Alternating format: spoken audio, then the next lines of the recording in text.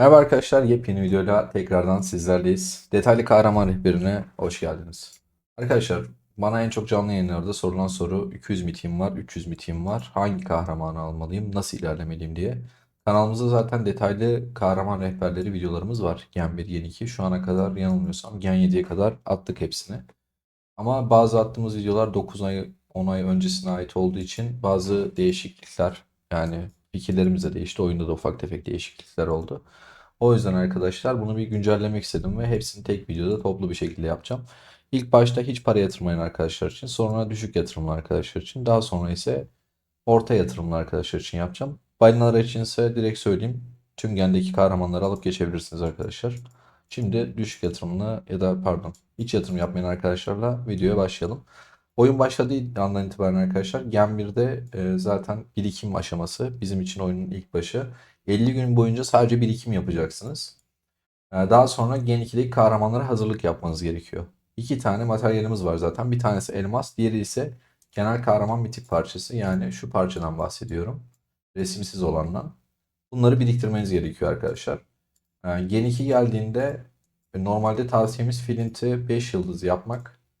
Alonso'yu ise 4 yıldız yapıp bırakmak. Ama oyuna hiçbir şekilde para atmayacaksınız. Flint'i arkadaşlar 4 yıldız yapıp bırakın. Alonso'yu da yükseltmeyin. Mitik parçalarınızı biriktirmeye devam edin.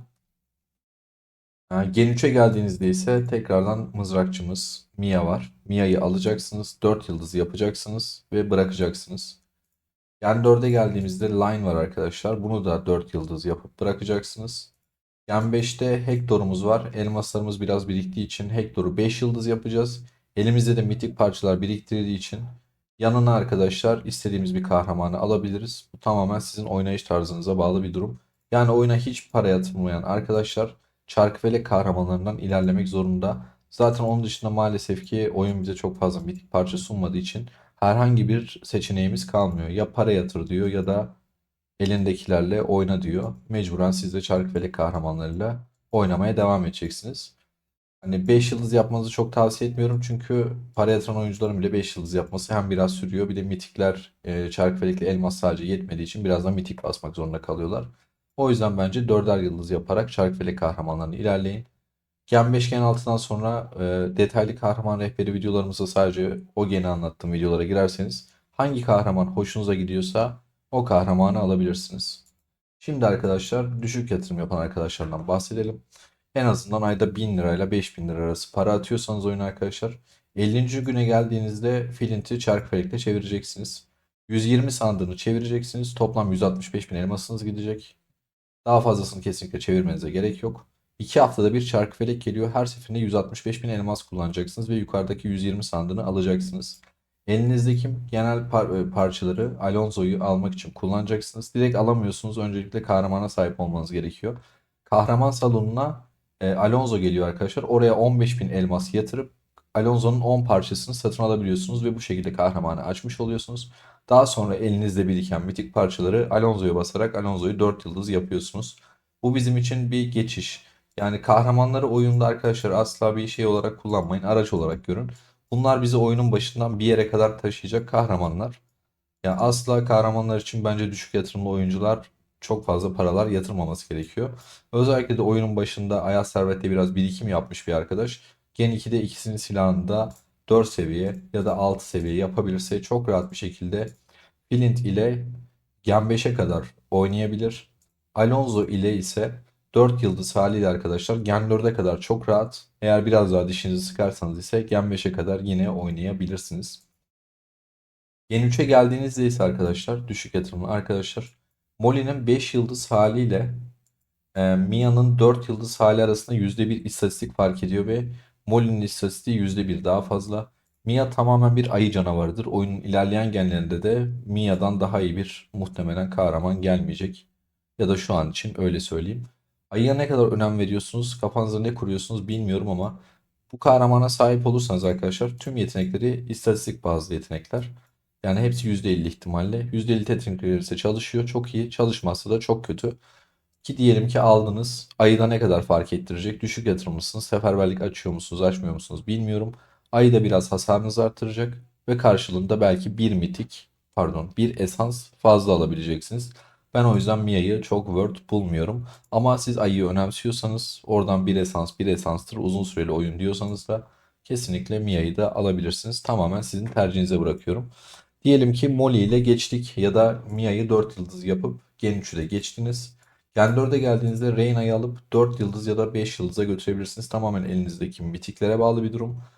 Hem Reyna arena canavarıdır hem de savaşlarda bayağı işinize yarayacak bir kahramandır arkadaşlar. Gen 4'te yanına line alabilirsiniz. İsterseniz Sharkfelik'le 5 yıldız yaparsınız. İster 4 yıldız bırakabilirsiniz. Ya da Alonso 4 yıldızla Gen 4 line'ı geçebilirsiniz. Şimdi birçok seçeneğimiz var. Ben size neyi ne yaparsanız nasıl olacağını anlatayım. Tamamen kendi oynayış tarzınıza göre doğru kahramanı kendiniz için siz seçin arkadaşlar. Şimdi arkadaşlar her gelen genlik kahramanın daha iyi olduğu gerçeğini zaten hepimiz biliyoruz. Ee, Nişancı üstünden konuşuyorum. Seçenekleri sunacağım size demiştim. Diyelim ki bizim ana hedefimiz Gwen, Gen 5 kahramanı. Arenada ve savaşlarda çok daha iyi. Ee, Alonso'yu 4 yıldız yaptığımızda Gen 4'e kadar kesin zaten bizi götürüyor. Bu ilk şeyimiz, seçeneğimiz.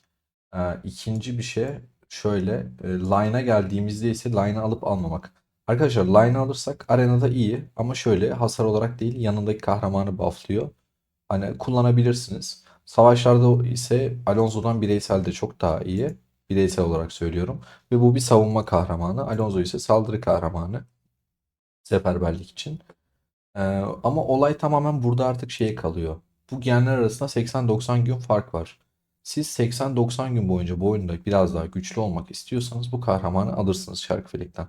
Ama yok ben 80-90 gün sabırlıyım, beklerim. Daha iyisini alayım derseniz Gwen'e kadar bekleyebilirsiniz. Alonso 4 sizi götürür. Tamamen tercih meselesi. Hani oyunu oynayış, paraya yatırdığınız paranın durumu, elinizdeki elmas durumu. Tamamen bu kararı sizin vermeniz gerekiyor arkadaşlar. Kim arkadaşlar geliyor bir 5-10 dakika oyun tarzını anlıyoruz. Yatırdığı parayı anladıktan sonra line'ı 4 yap diyoruz. Kimisine 5 yap diyoruz. Kimisine ise hiç line'ı alma Gwen'i bekle diyoruz Alonso 4 ile. Tamamen size kalmış bir durum. Ya da Alonso'yu oyun başına kaçırdınız diyelim ki videoyu izlemediniz ya da tercih etmediniz. Bahiti ile oynuyorsunuz Gen 4'e kadar. Gen 4'e kadar 200 gün boyunca Bahiti ile oynadınız. Şimdi line'ı da atlarsanız bir 80-90 günde tekrar Gwen'i bekleyeceksiniz. Tamamen bu artık sizin sabrınızla alakalı bir durum arkadaşlar. Neyse bu tercihi tamamen size bırakıyorum. Ama Gen 5'e geldiğiniz senaryoda Hector'u bence kesinlikle almalısınız. Bu herkes için alınması gereken bir kahraman olduğunu ben düşünüyorum. Ee, Mızrakçıya geldik. Tamam mızrakçıda bunu zaten şey yaptık. Reyna bize eğer 4 yıldız yaparsanız arkadaşlar bu da bizi Gen 6'ya kadar çok rahat bir şekilde götürüyor. Bunu hem düşük yatırımlı oyuncular hem de yüksek yatırımlı oyuncular için söyleyebilirim. Aldığımız kahramanı her zaman ben şu şekilde görüyorum. Mesela diyelim ki arkadaşlar Line Gen 4'ün Çarkıfelek kahramanı. Bu kahramanı tuttum ben şey yaptım. Hani 5 yıldız yaptım. Bir sonraki gende gidip tekrar nişancı alırsam buna verdiğim elmas biraz boşa gidiyormuş gibi hissediyorum. Çünkü sadece 80 gün kadar 90 gün kadar kullandım.